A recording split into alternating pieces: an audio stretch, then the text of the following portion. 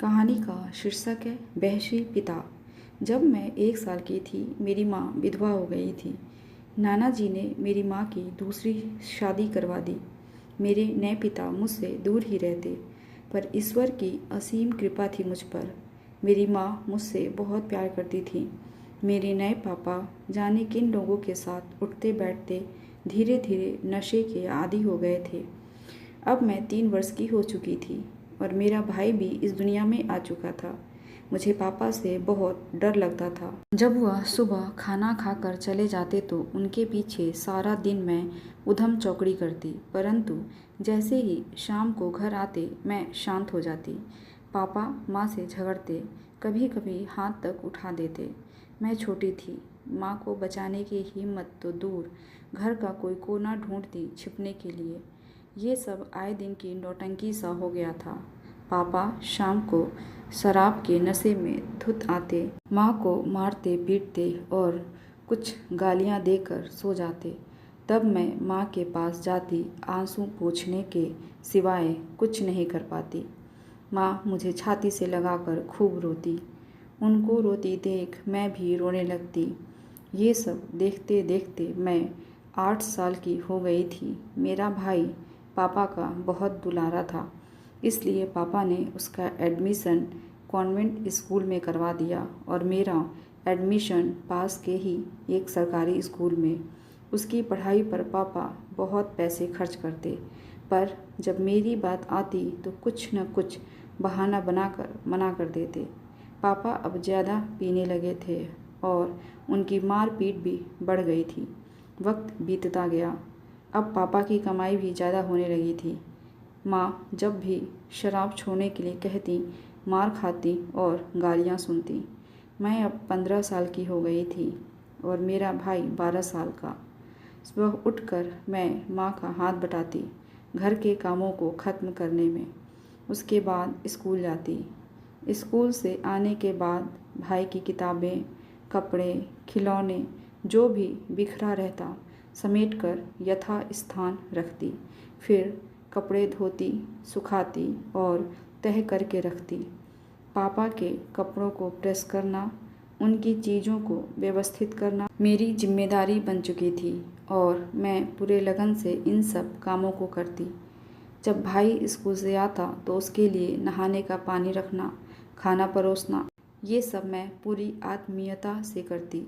शाम को सोमू दोस्तों के संग बाहर चला जाता और पापा के घर आने से पहले लौट आता। एक शाम पापा अपने दोस्तों को साथ लेकर घर आए। इससे पहले कभी उनके दोस्त घर के अंदर नहीं आते थे, बाहर से लौट जाते थे। वे अपने साथ शराब की बोतलें भी लेकर आए थे। माँ ने पापा से बोला, अभी तक तो आप बाहर से ही पीकर आते थे और अब औरों को भी घर में लाने लगे। ये घर है, शराब का अड्डा नहीं। माँ ने एक कमरे में मुझे भेज दिया, परंतु मैं ये सब कुछ कमरे की खिड़की से देख सुन रही थी। पापा माँ को गाली देते हुए बोले, बाहर पुलिस वाले पीने नहीं देते और घर पर तू जान की दुश्मन बनी है। माँ, देखो हम सब बर्दाश्त करेंगे, पर ये सब नहीं, ये सब बाहर ही किया करो। पापा, ये मेरा घर है, जो मर्जी वो करूँगा। तू होती कौन है रोकने वाली? चल हट यहाँ से, मेरा दिमाग मत खराब कर। और माँ को धक्का दे दिया। माँ उस रैक से जा टकराई जिस पर बर्तन रखे हुए थे। सारे बर्तन इधर उधर बिखर गए। माँ उठी और बोली, तुमने मुझे धक्का दिया? और पापा को जोर का धक्का दिया। पापा उसमें से जा टकराए जिस पर शराब की बोतलें रखी हुई थी। बोतलें नीचे गिरकर टूट गईं। कमरे में कांच के टुकड़े फैल गए। पापा के गिरते ही सोमू पापा को उठाने के लिए दौड़ा। मैं पापा से डरती थी, इसलिए नहीं गई। सोमू ने पापा को उठाया और कमरे में चलने के लिए कहा। पापा गुस्से में उठे और टूटी हुई बोतल से माँ के पीछे कमर पर वार किया। माँ पापा की तरफ जैसे ही मुड़ी, पापा ने 2 बार उनके पेट पर वार किया। ये सब देखकर हम भौचक्के हो गए। क्या करें, कुछ समझ नहीं आ रहा था। माँ के नीचे गिरते ही पापा भी सन्न हो गए। गुस्से में एक कत्ल हो चुका था। पापा और उनके दोस्तों ने पुलिस से बचने के लिए माँ को जल्दी से उठाया और घर के पीछे आंगन में ले जाने लगे और मुझसे पापा कहते हुए गए कि ये सब जल्दी से साफ़ कर दो। उनके पीछे मैं सफाई में लग गई। पापा और उनके दोस्तों ने आंगन में गड्ढा खोदा और उसमें माँ को डालकर उस पर मिट्टी डाल दी। मैं रो रही थी। मेरे लिए यकीन कर पाना भी मुश्किल हो रहा था। जो माँ चंद घंटे पहले हमारे साथ थी, अब हमारे बीच नहीं रही। काश ये सब बुरा सपना हो और माँ एक आवाज़ दे, मैं उन्हें सीने से लगा लूँगी, लेकिन मैं कभी नहीं मिल पाऊँगी। उनकी कमी पूरी ज़िंदगी खलेगी। मैं अब किससे बात करूँगी? कौन अब मेरे साथ में रहेगा? रात बहुत हो चुकी थी। सोमू सो गया था और मैं उसके बगल में लेटी सोच रही थी कि अब भाई और पापा के सिवा मेरा इस दुनिया में कौन है। अगर पुलिस ने पापा को पकड़ लिया तो हमारा क्या होगा? यही सब सोचते सोचते कब नींद आ गई पता ही नहीं चला। सुबह उठी तो सोमू स्कूल जा चुका था। पापा आज दुकान नहीं गए थे क्योंकि सुबह के 9 बज चुके थे। मैंने पापा से खाना खाने के लिए पूछा क्योंकि कल रात किसी ने खाना नहीं खाया था। पापा, खुशी, कल के हादसे के बारे में किसी से कुछ न कहना। मैं ऐसा नहीं करना चाहता था, लेकिन मुझसे गुस्से में ऐसा हो गया। खुशी, मुझे पता है, आप परेशान मत होइए। आपके और सोमू के अलावा मेरा है कौन? तभी पापा ने मुझे पहली बार गले से लगाया। पापा, सोमू को मैंने समझा दिया है, वो भी किसी से नहीं कहेगा। कोई तुम्हारी माँ के बारे में पूछे तो कह देना घूमने गई हैं। आज शाम को मैं बाज़ार जाऊंगा, तुम्हें कुछ चाहिए? मुझसे आज तक पापा ने ऐसी बात नहीं की थी। खुशी, आपको जो ठीक लगे ले आना।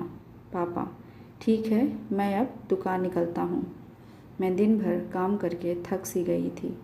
शाम को लौटते समय पापा एक थैली में साग सब्जी और दूसरे में समोसे गुजिया के पैकेट लेकर आए थे।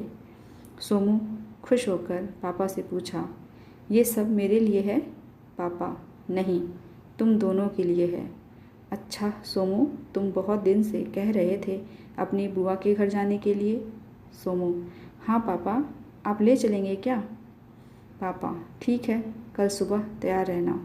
खुशी, इसका बैग पैक कर देना, 4-5 दिन ये वहीं रहेगा। खुशी, ठीक है पापा।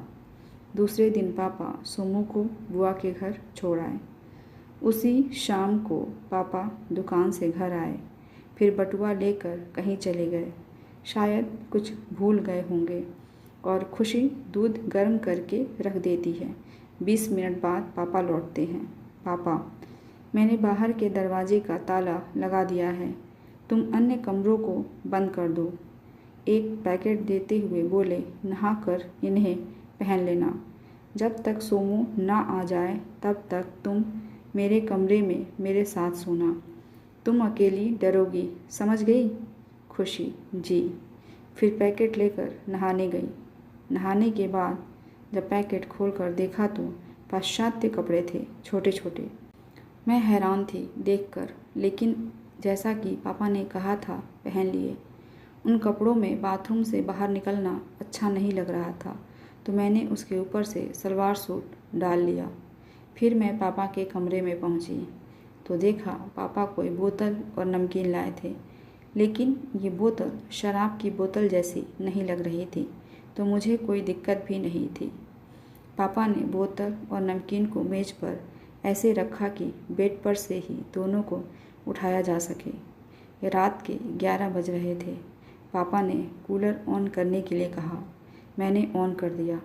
अब पापा ने पास आने का इशारा किया।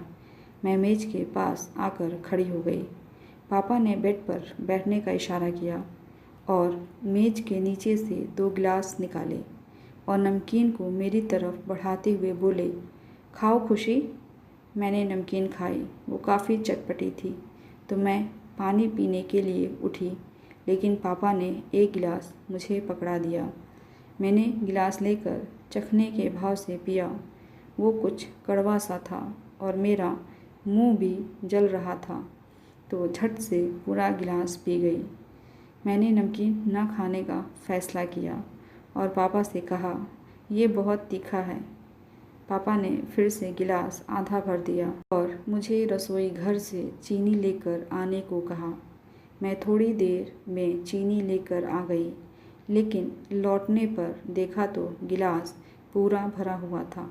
पापा ने चीनी मेरे गिलास में डाल दिया और चम्मच से हिलाकर थोड़ा डांटते हुए बोले, जल्दी से ख़त्म करो।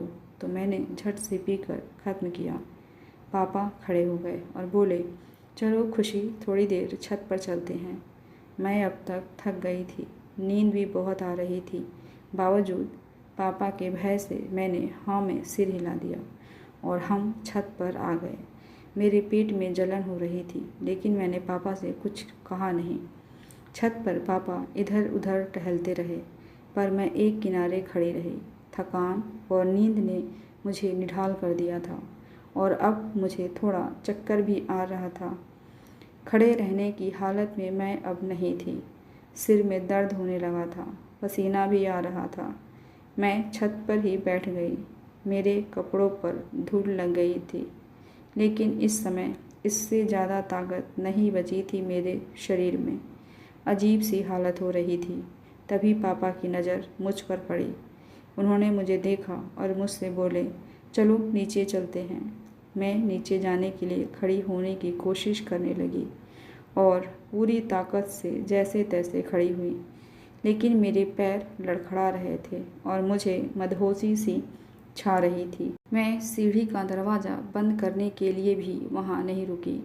पापा ने आते समय दरवाज़ा लगा दिया था। तभी मुझे लगा कि मुझे टॉयलेट जाना चाहिए। अब हर कदम भारी लग रहा था और अपनी हालत भी नहीं बता सकती थी, लेकिन जैसे तैसे टॉयलेट जाकर आ गई पापा के कमरे में। तब तक पापा अपने कपड़े उतारकर बनियाइन और कच्छे में लेट गए बेड पर। ज्यों ही मैं लेटने के लिए बेड पर बैठने वाली थी, पापा ने कहा, तुम्हारा कपड़ा गंदा हो गया है, इन्हें निकाल कर एक किनारे रख दो। अब मेरी ऐसी हालत नहीं थी कि दोबारा बाथरूम में जाकर कपड़े बदल सकूं। मैंने पापा से कहा, मेरी तबीयत ठीक नहीं लग रही है, मैं बाथरूम में नहीं जा सकती। पापा ने कहा, कोई बात नहीं, तुम रुको, मैं उतार देता हूँ। मैंने दोनों हाथ ऊपर किए। पापा ने कुर्ता उतार दिया। मैं सलवार का नाड़ा भी नहीं खोल पा रही थी। पापा ने कहा, मैं कर देता हूँ। फिर पापा ने मेरे कपड़ों को एक ओर रख दिया और बोले, तुम सो जाओ।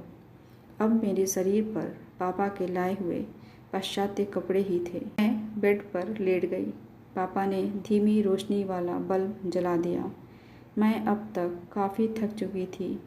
मैं सो गई, पर अभी नींद कच्ची थी और पेट में जलन भी। तभी पापा ने बनियान भी उतार दी और लेट गए। मेरे चेहरे और माथे पर धीरे धीरे हाथ फिराने लगे। पापा, अरे खुशी, तुम्हें तो बहुत पसीना आ रहा है, चलो ये कपड़े भी निकाल दो, चलो बैठ जाओ। खुशी, नहीं, मुझे सोना है, मैंने आलस भरे स्वर में कहा। डर से मेरी धड़कनें बढ़ने लगी।